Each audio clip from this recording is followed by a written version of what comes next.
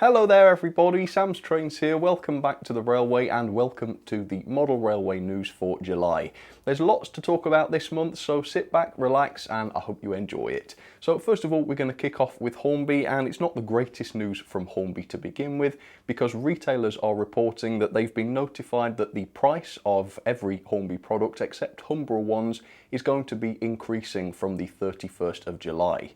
Now supposedly Hornby are blaming the drastic inflation of shipping and container prices for the price increase of their products. They say they've tried to absorb these costs over the last 6 months, hoping that things would return to normal, but they haven't. Now they're estimating that the increase in price to us, the customer, will be somewhere in the region of 10%, meaning that a model that used to cost £200 will now cost £220.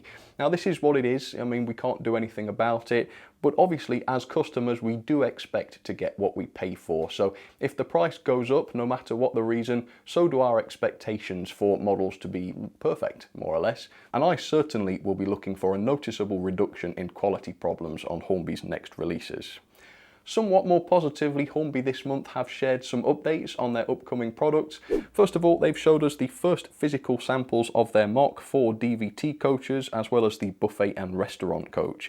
These are very early samples, but as you can see, they're taking shape quite nicely. And more interestingly, they've showed off their close coupling functionality by means of this newly designed coupling bar, which supposedly will be able to achieve this level of close coupling, which is really quite good, while still being able to negotiate second radius curves, which I think is quite interesting.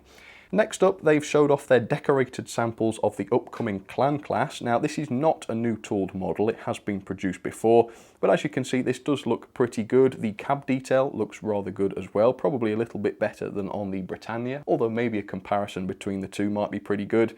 And speaking of cab detail, they've also showed a much closer look at the cab detailing and artwork for their upcoming Class 9F, which looks pretty darn good. As you can see, it includes the fully printed gauges and also painted controls as well, which is looking very good. So progress is still happening over at Hornby, but let's just hope we can all afford to buy these models when they're actually released. The first of quite a few brand new models released this month comes from Oxford Rail with this, the J27. Now, even though this is a high quality model and it's well detailed and such, the most remarkable facet of it is the price. Very, very inexpensive. And overall, in my review, I found this to be a really, really top-notch loco, particularly for the money. So if you're interested in seeing the review, there's a link up there. And if you're interested in buying one of these beauties, I will include an affiliate link down in the description. Very, very impressed by that. They've also got more of their excellent 12-ton tankers in stock now too, the BP or Shell liveried one. And the finish on those in particular looks absolutely stunning, doesn't it? And of course I have reviewed a couple of those in the past, so I can recommend them very highly. So the next update is incredibly exciting. It's an update from Dapol, who have revealed the first painted samples of their upcoming Manor class. And as you can see, they are absolutely stunning at this point. This is not a terribly expensive model, and yet quite noticeable on these samples are the copper chimneys, which look absolutely superb, and also the high shine safety valve bonnet. Now I'm not entirely sure if those parts are real metal or just electroplated plastic, but the fact is they look incredible and that's what counts. Dapol have also been advising retailers of an increase in price. The Manor class, for instance, has a new RRP of £165.55, which is still cheaper than the Accurascale one, by the way, and a new retailer price at Hatton's, for instance, of £140.72, up from £135.96, which was the initial price. Now this is an increase of less than 4% in price, which makes Hornby's approximate increase of 10% seem rather steep, wouldn't you agree? For the first time in around 6 months, Accurascale have released an update on their brand new Class 37 in the form of some very early but fully assembled samples. And it's not just the single example we saw before either. You've got some representation here of the sheer number of different variants Accurascale are producing. Now the photos that Accurascale have showed on their website really do a great job of showcasing some of the exquisite features, such as the turned brass horns. That's quite an impressive one. You've got various etch detailing and the multitude of separately fitted parts, which looks stunning really, particularly around the underframe. Now they do say that there's still some work to be done on these. The fit of different parts, for instance, needs to be worked on. There's visible flashing in places apparently, I couldn't see it, but that's what they say, and they need to work on the fit of the glazing, and they're going to have better wheels in the end. But of course this is why samples are produced. It is a normal part of the process to have issues like that, and given the high standards that Accurascale obviously strive for, I think it's safe to assume that the final product will be absolutely fantastic. And these are available to pre-order now for £169.99, and if you're interested there will be some links below. Over the past month, there's also been a very exciting new release in the shape of this, the brand new Dapol D Class, produced in collaboration with the National Railway Museum and Rails of Sheffield. And I have a full and very exhaustive, apologies for that, review of this model, so if you want to check it out, do. It isn't perfect by any means, and I'm still not convinced that it was worth the £200 I shelled out for it.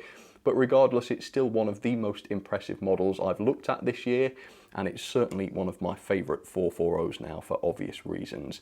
Very, very nice models indeed. Overall, I can recommend getting one if that's something that you're interested in. There are some new products from Heljan coming into stock pretty soon. See your favourite retailer for more information. I would highlight this one though. This is the Great Western AEC railcar, which is going to be available in a number of different liveries. So obviously you've got the typical Great Western chocolate and cream, but they're also offering the BR Crimson and Cream, which looks very smart, and also the BR Green, which totally transforms the railcar, doesn't it really? Now at £160, these are considerably more expensive than Dapol's offering of a similar model, but will they be better? Well, only time will tell. Links below if you are interested. At the moment there's a major sale going on at the Model Centre, with all of the large brands having their prices slashed quite considerably. I picked up one or two bargains, and no doubt I will be showing those in various reviews and such coming up, but if you're interested as well, check out the Model Centre's website and pick yourself up a bargain. Up next, I need to make a public correction to my video about the Darstead bogie tank wagon in O-Gauge. Now, for some reason, I said that the tanker cost £59 plus £10.50 tax, making the total £69.50. Well, this is total rubbish, and I'm a bit annoyed about this because I'm trying to figure out why I thought that was the case, and I always double check these things, but I can't, so it really was just a silly mistake. So I apologise for that. I can and will do better in the future. So the price for the bogie tanker was £59 plus whatever postage. Finishing off then with a few viewer polls. First of all, I asked you guys whether you'd be interested in seeing the new Heljan Great Western railcar reviewed, and as you can see, 87% of you said yes, which I'm quite surprised about, so there is a good chance I will be picking one of those up to review, so yeah, watch this space for that. And next up, I did a countdown of my top 5 440s of all time, and I thought it might be interesting to ask you guys which of my picks you thought was the greatest and see whether we came up with the same answer. Well, as you can see, we did. At 46% of the votes, the Hornby D16 did come out on top, and the loser, interestingly enough, was a tie between the Hornby County Class and the Bachmann D11. And it was quite a surprise to see the D11 down there at the bottom, because obviously it's so much more modern than the County, and it's obviously a lot more decorated and such, but I guess there's got to be a loser, and they were all lovely.